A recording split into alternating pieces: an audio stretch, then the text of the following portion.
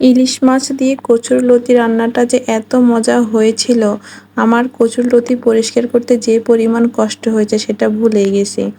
আসসালামু আলাইকুম সবাইকে। কচুরলতি, শুটকি বা চিংড়ি মাছ সব কিছু দিয়ে রান্না করা যায়, কিন্তু আমার মনে হয় ইলিশ মাছ দিয়ে রান্না করাটাই বেস্ট। তো তার জন্য আমি একটা ইলিশ মাছ কেটে ধুয়ে পরিষ্কার করে এখানে হলুদ লবণ মাখিয়ে রেখে দিচ্ছি।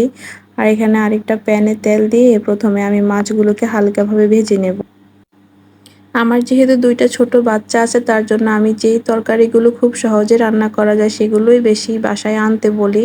তো অনেকদিন পরে কচুরলতিটা আনা হয়েছে, আর রান্নার পরে মাশাআল্লাহ এত মজা হয়েছে যে কষ্ট করাটা আমার সার্থক হয়ে গেছে। তো কথা বলতে বলতে আমার মাছগুলো ভাজা হয়ে গেছে, তুলে নিতেছি।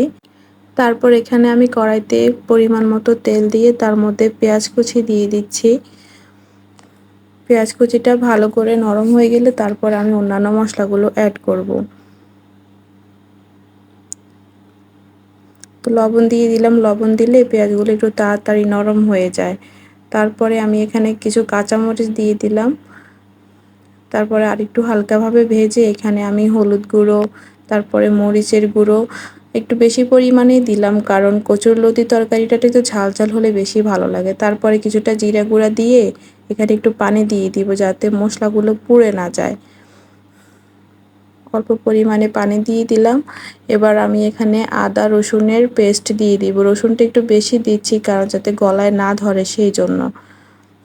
তারপরে মশলাগুলোকে একটু ভালোভাবে কষিয়ে নেব। যে কোনো তরকারির ক্ষেত্রে মশলাগুলো যত ভালো কষানো হবে সেই তরকারিটা খেতে বেশি মজা হবে। তো এই তো আমার মশলাটা কষানো হয়ে গেছে, তেল উপরে চলে আসছে। তারপর আমি এখানে অল্প পরিমাণে কিছু পানি দিয়ে দিলাম। তারপরে ঢাকনা দিয়ে রাখছি, কিছুক্ষণ ফুটতে থাকুক। তারপরে এখানে কচুরলতিগুলো দিয়ে দিব। তো কচুরলতিগুলো খুব তাড়াতাড়ি সিদ্ধ হয়ে যাবে, বেশি পানি দিতে হবে না। তারপর নেড়েচেড়ে একটু ঢাকনা দিয়ে রাখবো। তারপর লতিগুলো যখন একটু সিদ্ধ হয়ে যাবে তারপরে আমি এখানে টমেটো আর মাছগুলো দিয়ে দিব। তো এগুলো হচ্ছে আমার ফ্রোজেন টমেটো, আমি এগুলো আগে ফ্রোজেন করে রেখেছিলাম। তো এগুলো সাথে সাথে ফ্রিজ থেকে নামিয়ে তরকারিতে দিয়ে দিলে হয় কি স্বাদটা ঠিক থাকে আর বোঝাই যায় না যে এগুলো ফ্রোজেন টমেটো। এরপরে আবার ঢাকনাটা দিয়ে দিলাম। এই তো ঝোলটা শুকিয়ে আসলে তারপরে আমি আর অল্প একটু ঝোল দিব, কারণ বেশি দিলে আবার কচুরলতি এমনিতেই নরম, আরও বেশি নরম হয়ে যাবে। অল্প পরিমাণে পানি দিয়ে ঝোলটা শুকিয়ে আসা পর্যন্ত অপেক্ষা করব। এই তো মাশাআল্লাহ দেখেন আমার কচুরলতির ফাইনাল লুক দেখতে যেমনটা সুন্দর হয়েছে, খেতেও কিন্তু ভীষণ মজা হয়েছে।